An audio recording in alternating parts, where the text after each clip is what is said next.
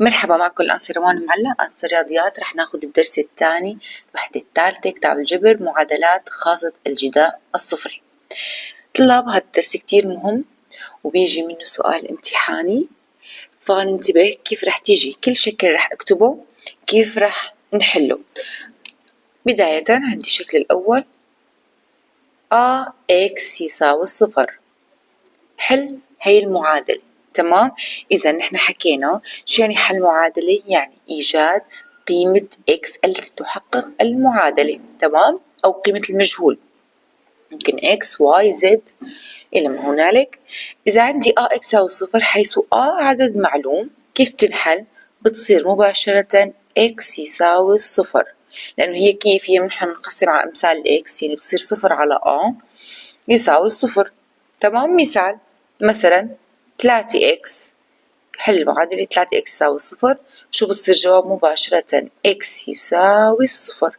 هي أول شكل. شكل 2، إذا إجاني ax زائد b يساوي الصفر، هي مثل حل معادلة نقل المجاهيل إلى طرف والمعالم إلى طرف مع تغيير إشارة المنقول. يعني ax بتركها مكانها، البي اللي بغيرها إذا إشارته زائد بتصير ناقص، وإذا إشارته ناقص بتصير زائد. بعدين بقسم على أمثال الإكس بتصير ناقص بي على كمان مثال على ذلك، إذا عندي 2 إكس زائد 6 يساوي صفر، كيف بنحل؟ مباشرة 2 إكس يساوي ناقص 6، يعني إكس بيساوي ناقص 6 على 2، شو بيطلع الجواب؟ ناقص 3. الشكل الثالث اللي هو الأساس، تمام، اللي بيحكي عن الجداء الصفري بهذا الدرس. إذا إجاني AX زائد B CX زائد D، جداء قوسين، ممكن أكثر، ممكن 3 أقواس 4 أقواس. تمام. فهذا كيف بنحله؟ بيكون عندي إما القوس الأول يساوي الصفر أو القوس الثاني يساوي الصفر. كيف بتصير؟ إما AX زائد B يساوي صفر القوس الأول، وبحله مثل ما حليت بالشكل الثاني، بنقول على الطرف الثاني وبعدين بقسم على أمثال الإكس. تمام. أو كلمة إما وأو كتير مهمين، تمام، عليهم علامة. إما أو ممكن تصير CX زائد D يساوي صفر، فكمان بندخل الدي بتصير ناقص دي، بعدين بنقسم على أمثال الإكس تصير ناقص دي على سي. تمام. صار عندي قيمتين لإكس. هاي هي الشكل الثالث. مثال على الشكل الثلاثة، مثلا عندي حل المعادلة إكس ناقص 2 بإكس زائد 3 يساوي الصفر، شو بتصير؟ إما إكس ناقص 2 يساوي الصفر، يعني إكس يساوي 2، أو عندي إكس زائد 3 يساوي الصفر، معناتها إكس يساوي ناقص 3. هيك بكون حليت المعادلة. شكل 4، إذا إجاني AX زائد B للتربيع يساوي الصفر. تمام.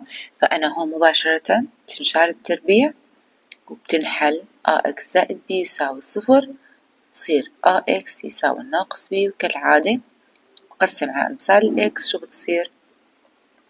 ناقص B على تمام. هون عم نبدأ إنه فينا نقول إحنا نجذر الطرفين، فالتربيع بتروح وجذر الصفر أكيد هو صفر وبتنحل. تمام. أيضا مثال على الشكل الرابع، إذا عندي 4x ناقص 8 للتربيع يساوي الصفر، إذا كيف تنحل؟ فورا 4x ناقص 8 شيل التربيع يساوي الصفر، بتصير 4x يساوي 8، x يساوي 8 على 4 2. شكل 5، عندي x مربع يساوي حيث عدد موجب، تمام، أو يساوي الصفر. يعني يا أما أكبر أو يساوي الصفر. إذا كان بيساوي الصفر فبصير إكس مربع يساوي الصفر، معناته إكس يساوي الصفر، تمام. إذا كان أكبر من الصفر كيف بتنحل؟ بتصير إما إكس يساوي جذر الآ، أو إكس يساوي ناقص جذر الآ. أما في حال كانت أصغر من الصفر فبتكون هاي المعادلة مستحيلة الحل، تمام. رح ناخد أمثلة على ذلك. أمثلة على الحالات الثلاثة. إذا عندي إكس مربع يساوي الصفر معناتها حل مباشرة إكس يساوي الصفر، تمام. أما إذا كان عندي من الشكل إكس مربع يساوي ناقص 3، ناقص 3 عدد سالب، فهو فورا مستحيلة الحل. إذا كان عندي مثلا إكس مربع يساوي 169، تمام، فمباشرة عدد موجب بتصير حلها إما إكس جذر 169 قد 13، أو ناقص جذر 169 شو بتصير؟ إكس ناقص 13. هيك بكون حليتها. طلاب عندي هذا المثال، هذا سؤال امتحاني، تمام، بامتياز.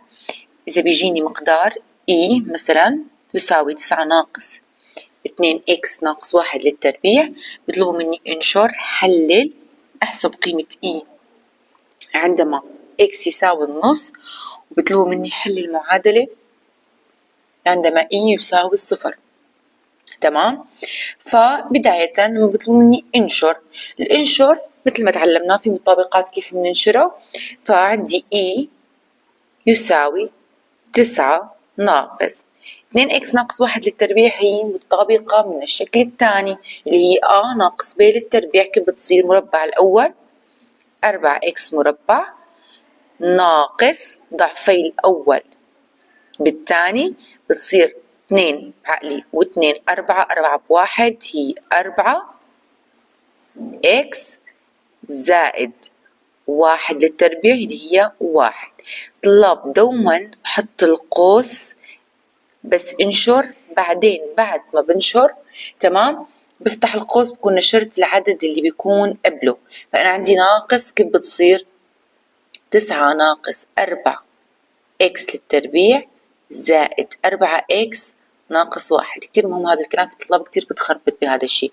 فنحن ما بنشيل القوس قبل ما انشر وخلص، بعدين فوت الإشارة اللي بتكون قبلها، ممكن إشارة أو ممكن تكون عدد، تمام.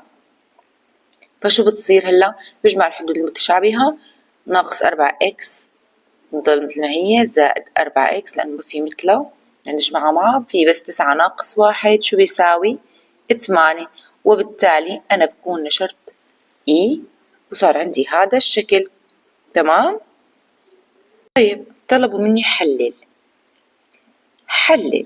هون كم مقدار عندي؟ مقدارين، في عامل مشترك ما في، تمام. ففي مقدارين بيناتهم إشارة ناقص، فمعناتها مباشرة أنا شو بختار؟ بختار المطابقة 3، تمام، اللي هي من الشكل مربع ناقص ب مربع. كيف بتصير؟ ناقص ب زائد ب، يعني 9 شو بتصير؟ 3 بجذرها ناقص بجذر 2 ناقص إكس، 2 إكس عفوا ناقص 1، بشيل التربيع، تمام. هي القوس الأول بمين؟ ب3 زائد 2 إكس ناقص 1. شو بيطلع الجواب؟ بيطلع الجواب 3. بنشر ناقص بتصير ناقص 2 إكس زائد 1 بمين؟ ب3 زائد 2 إكس ناقص 1. بعدين بتصير ناقص 2 إكس زائد 4 بمين؟ ب2 إكس زائد 2، تمام. هيك بكون كمان حللت، حصلت على شكل تاني طلاب رجعوا طلبوا مني احسب عندما إكس يساوي نص. هلا صار 3 أشكال، تمام. الشكل الأساسي وشكل النشر وشكل الحلل. تمام.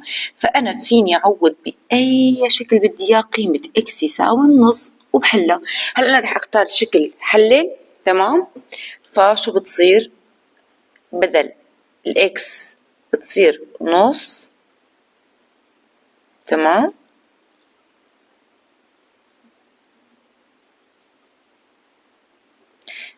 هون بتروح الاثنين مع اثنين بتضل ناقص واحد زائد 4. هون كمان بتروح الاثنين مع اثنين بتضل واحد زائد 2. إذا 3 ب3 شو الجواب؟ 9. هيك بكون حليت من أجل إكس يساوي الناقص نص. تمام. هلا طلبوا مني حل يساوي الصفر. هلا هون مو أي شكل بقى أنا بختار. هنيك لما قلنا بدنا نعوض بقيمة إكس يساوي النص، قلت لكم في عندكم صار 3 أشكال بختار أي شكل بيطلع معي صح. تمام. طلع في طلاب تختار هو الشكل الأساسي كرمال مثلا إذا كان عندها خطأ بينشر أو حلل تطلع مع جواب القيمة صحيحة، لأنه الشكل الصحيح هو اللي بيكونوا عاطينا إياه.